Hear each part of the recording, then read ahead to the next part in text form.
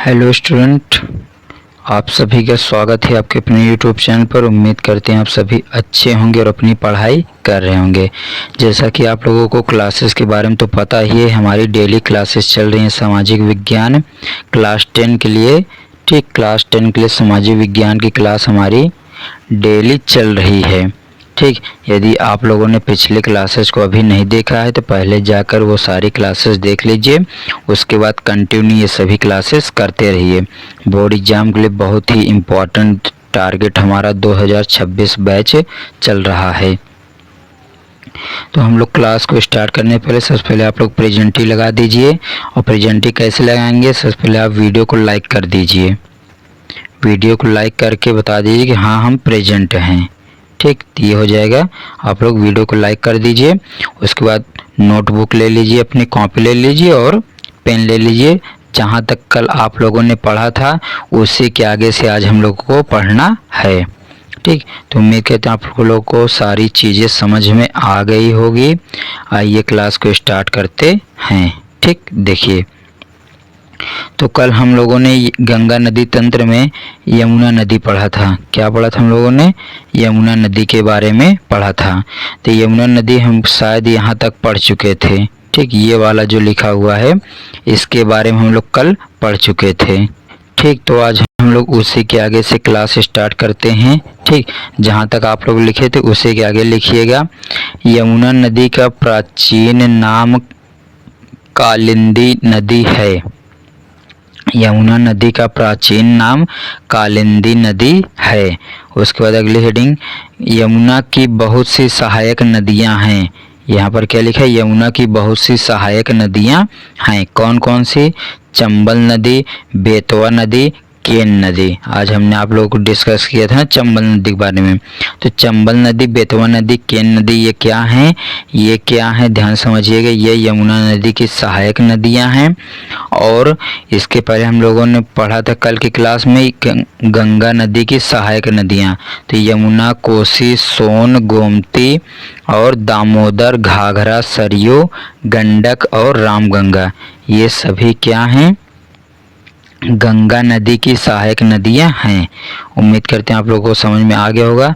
Diagram इधर पूरा दिया गया, इसको आप लोग बनाते रहिएगा। ठीक, ये डायग्राम इधर से पूरा बनाते रहिए। आइए नेक्स्ट स्लाइड पर चलते हैं। चलो ध्यान दो, सभी स्टूडेंट ध्यान दीजिए। ठीक, अगली हेडिंग क्या बनेगी? चंबल नदी। अगली हेडिंग क्या बनने वाली है हमारी? चंबल नदी। अगली हेडिंग क्या पढ़ेंगे हम लोग? चंबल नदी के बारे में। ठीक, अगले क्या पढ़ेंगे? चंबल नदी के बारे में। तो चंबल नदी हेडिंग बना लीजिए। हेडिंग क्या बनाएंगे? चंबल नदी। ठीक, तो चंबल नदी में पढ़ेंगे, ये नदी मध्य प्रदेश के इंदौर स्थित, मध्य प्रदेश में एक जगह है इंदौर, आप लोग को पता होगा। मध्य प्रदेश में एक जगह है इंदौर स्थित महू क्षेत्र के जाना पाव पर्वत, ये भी पर्वत वहीं है मध्य प्रदेश में, से निकलती है।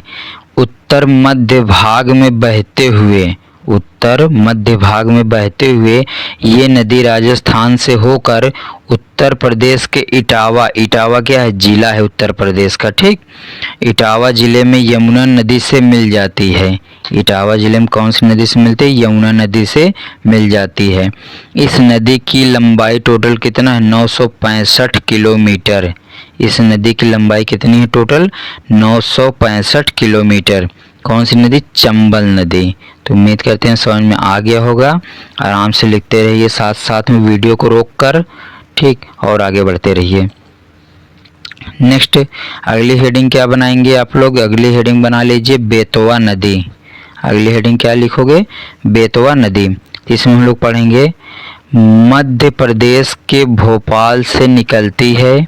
ठीक, बेतवा नदी मध्य प्रदेश के भोपाल से निकलती है, जो उत्तर पूर्वी दिशा में बहते हुए उत्तर प्रदेश के हमीरपुर में यमुना से मिल जाती है। उत्तर प्रदेश का ये जो हमीरपुर है ये भी क्या है? जिला है एक। उत्तर प्रदेश का हमीरपुर क्या है? जिला है।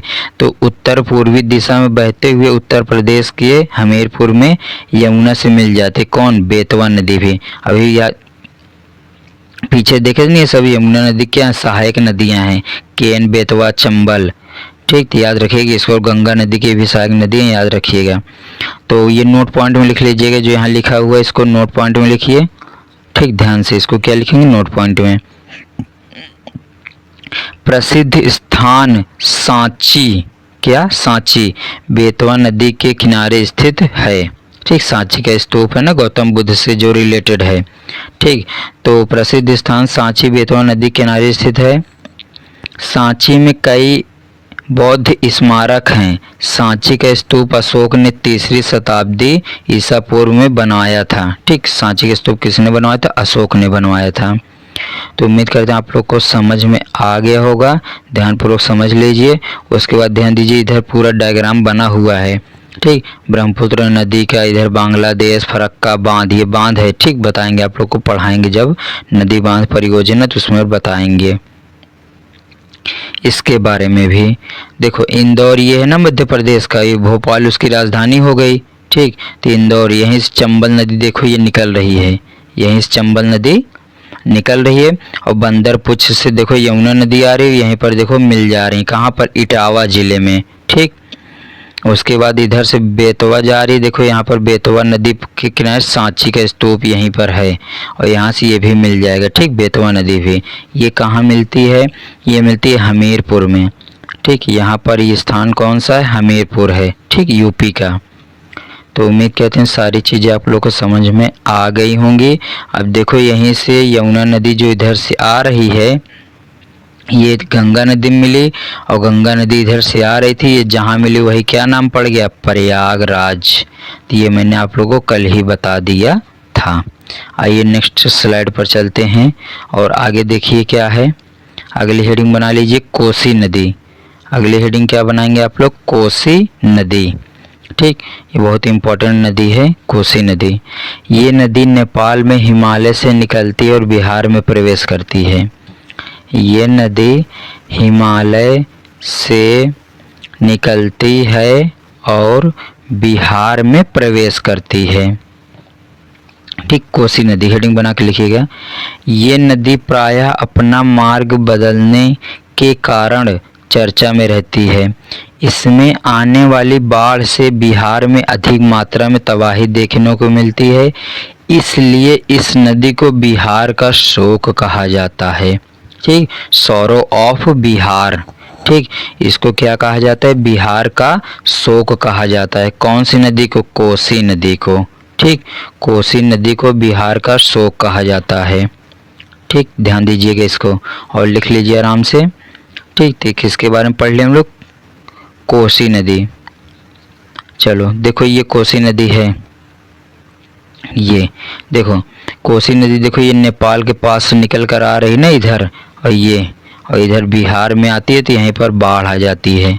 जो बिहार में बाढ़ आती है वो कोसी नदी के कारण ही बिहार में बाढ़ आती है। ठीक, आगे लिखिएगा तीर बना कैसे। ठीक, ध्यान दीजिए, ये नदी, ठीक, अगला तीर बना कैसे लिखिएगा। ये नदी बिहार के कटिहार में गंगा नदी से मिल जाती है। ये नदी बिहार के कटिहार में गंगा नदी से मिल जाती है। ठीक, अगली हेडिंग बना लीजिए दामोदर नदी। अगली हेडिंग कौन सी बनाएंगे आप लोग, अगली हेडिंग बना लीजिए दामोदर नदी। ठीक, तो इसके बारे में पढ़ते हैं ध्यान से। ही वीडियो को क्वालिटी बढ़ा लीजिए, अगर अच्छा न दिख रहा हो तो आराम से दिखेगा। देखो दामोदर नदी क्या है, इसको भी शोक कहा जाता है, भी बताएंगे, ध्यान से देखना। झारखंड के छोटा नागपुर पठार से निकलती है। ठीक, दामोदर नदी झारखंड के छोटा नागपुर के पठार से निकलती है। ठीक, ध्यान दीजिएगा इसको यहाँ पर। तो झारखंड के छोटा नागपुर पठार से निकलती है और पश्चिम में बहते हुए ये हुगली नदी में जाकर मिल जाती है। ये देखो यहाँ पर हुगली नदी है। ठीक, तो हुगली नदी में जाकर मिल जाती है। इस नदी में अचानक आने वाली बाढ़ के कारण इसे बंगाल का शोक कहा जाता है। ठीक, तो ध्यान दीजिए, कोसी नदी को बिहार का शोक कहते हैं, दामोदर नदी को बंगाल का शोक कहते हैं। तो यहाँ पर देखिए दामोदर नदी इधर आई हुई है, ठीक, तो इसको ध्यान दीजिए, ये देखो दामोदर नदी है, ठीक, तो इसके कारण इधर बंगाल में बाढ़ आती है, ठीक, ध्यान दीजिएगा बंगाल में। तो उम्मीद करती हैं सारी चीज़ें आपको समझ में आ गई होंगी। वीडियो को रोककर अच्छे से लिख लीजिए, उसके बाद फिर आगे बढ़ते हैं, ठीक, ध्यान दीजिए। अगली हेडिंग बना लीजिए। अगली हेडिंग आप लोग क्या बनाएंगे, गोमती नदी। अगली हेडिंग क्या बनाएंगे आप लोग, गोमती नदी, ठीक, तो अगली हेडिंग बना लीजिए गोमती नदी। तो ध्यान दीजिए, इस नदी का उद्गम, ठीक, पढ़ते हैं इसमें, इस नदी का उद्गम उत्तर प्रदेश के पीलीभीत, ये भी जिला है, पीलीभीत के उत्तर प्रदेश का जिला है। तो इस नदी का उद्गम उत्तर प्रदेश के पीलीभीत स्थित गोमत ताल से होता है, जिसे फुलहर झील भी कहते हैं। ये गंगा नदी की एकमात्र ऐसी सहायक नदी है जिसका उद्गम मैदान से होता है। जिसका उद्गम कहाँ से होता है, मैदान से होता है। ये देखो यहाँ से, ठीक, ये बना गोमती नदी। तो चित्र आप लोग बनाते रहिए अच्छे से, ठीक, ध्यान पूर्वक। ये हो गया कंप्लीट।